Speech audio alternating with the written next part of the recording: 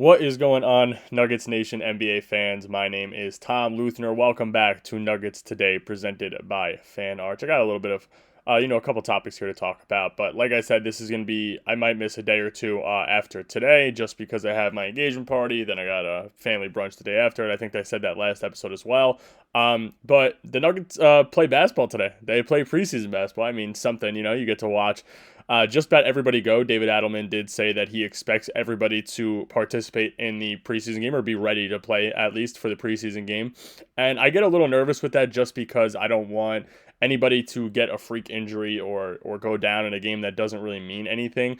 Josh Hart for the Knicks had a back injury and also got ejected for tossing the ball into the stand. So I actually thought that was pretty funny. But with the injury history that Denver has and the guys they have who have injury history, you don't really want anybody to get hurt over something that doesn't matter necessarily.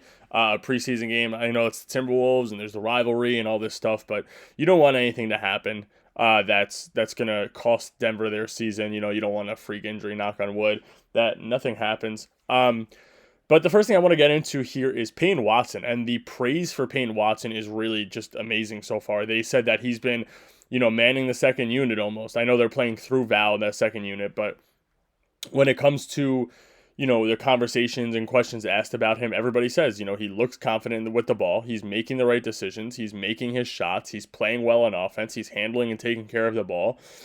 And from everything that you hear, he's become more of a shot maker, which I think is massive for Denver because, like I continue to say, there's not many people on the bench who are shot creators. And a guy like Payne Watson, who Denver really needs to step up, being one of those guys off the bench who can create their own shots and make their own shots is really amazing. I mean, you need a guy like that, especially his build. Everybody I think I've talked to in, chat or whether it be, timelines for Nuggets posts or X accounts or Facebooks, everybody wants Payne Watson to be the guy to develop. Everybody thinks that when it comes to the bench unit, him, that young core of him, Pickett, Tyson, Najee, Strother, everybody wants Watson to be the guy to develop. Everybody, obviously Christian Brown's already developed and he's going to be that starter role for the Denver unless they find somebody cheap enough to replace him, which isn't going to happen in my opinion. But everybody wants Payne Watson to be that guy, and I think he is. I think he will be at least. I think that, I have such high hopes for Julian Strother, and he's actually one of my favorite players on this Nuggets team right now, just because there's a little bit of swagger to him that I like. I like his jump shot. I think it's a beautiful jump shot. I like how smooth it is. I think that, those shooters off the bench, especially in a team like Denver, is really massive, and that's why, in my opinion, Julian Strother's probably one of the most important bench pieces when it comes to that young core. Obviously, Tim Hardaway Jr. is the most important realistically, but Payne Watson being able to develop into a guy who can actually make shots is really the biggest thing for Denver. He was just under league average from three last year, but the thing was he couldn't finish at the rim if Denver begged him to, and I think that is really just something that he needed to develop. He needs to work on, and him getting to the rim, even if it comes down to his role being the fact that he's going to sit in the corner and shoot threes, and you have guys like Bruce and Tim Hardaway who can finish on the break this upcoming year, that could be massive for Denver because he could play 3-and-D. That's what he could be. He could be a Nick Batum of the Denver Nuggets, which I think could be, like I said, phenomenal off that bench, especially when it comes to playing with guys like Jamal on that bench unit, like Cam on that bench unit, and if Jokic is playing, minutes with him, which we probably will see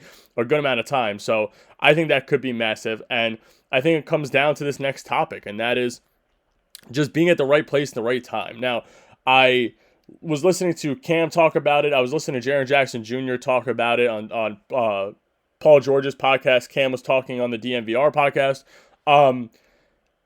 They say that Denver is such a scary team. And, Jokic is amazing, obviously, and it's hard to stop Jokic. But the thing about the Denver Nuggets is not the fact that Jokic is just this unstoppable center.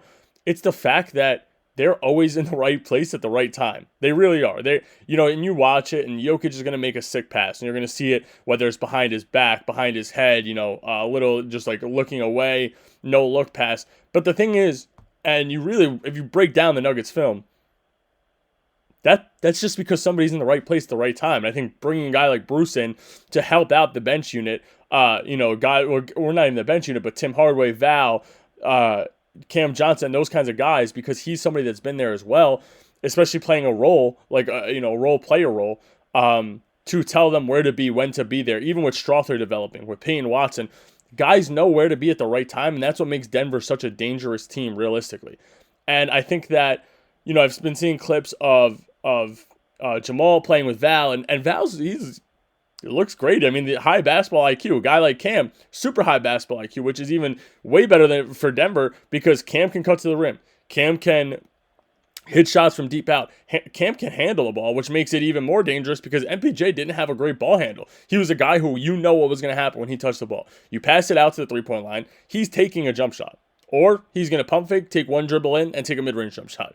He did finish at the rim here and there, but I think that Cam is a more versatile player than MPJ, and that makes things even scarier for other teams when it comes to playing with a guy like Jokic and Cam on the floor at the same time.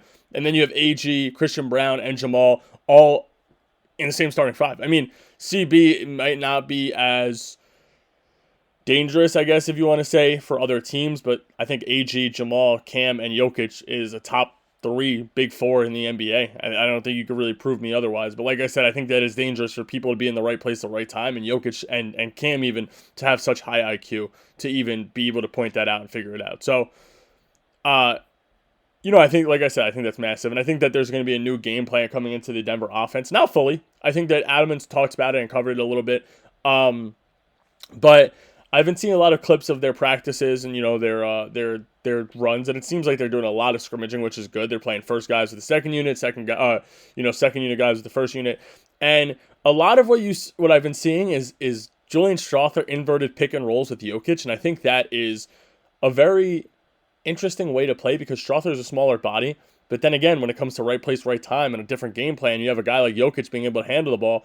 Jokic being able to handle the ball, having a guy like Strother, Tim Hardaway, set a screen. If he can get around it, he brings both guys with him, and Jokic can just go behind the back. This guy's passing is immaculate.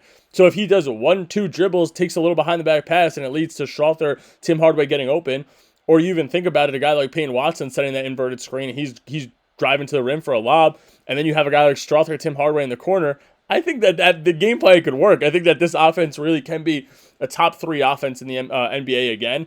And like we've continued to cover this entire offseason, I think that I want to say their 3-point shooting volume would be higher just because of guys like Tim Hardaway, guys like Strother getting more of an opportunity, Payne Watson. And like I said, they've been bottom half of the NBA in 3-point attempts. So if they can get to that midpoint, I think that they're in a really good spot. And the last thing I want to talk about is just that last roster spot still being open. And, Tenzer and Wallace said that they don't want to fill it yet, which, okay, so be it.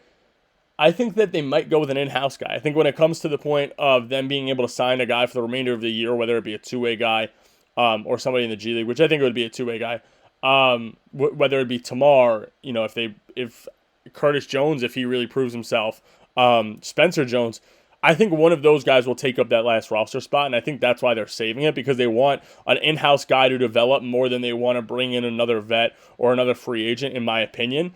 But I guess we shall wait and see, and maybe I believe they're going to be playing tomorrow, the two-way guys. So if they are getting an opportunity tomorrow, we'll see how they play, and maybe Denver is confident enough in one of them to come up and be that last spot on the bench unit, and maybe even take minutes over guys like Tyson, guys like Najee, maybe even Pickett, but we shall see, I guess. So that's all I got for you guys today, Nuggets Nation. Make sure to hit that like and subscribe button. Leave a comment if you guys want me to cover anything, and I'll have some preseason wrap up, or I guess breakdown when I come back. But I will be missing an episode or two. But like I said, I'll be back shortly, so I will catch you guys next episode.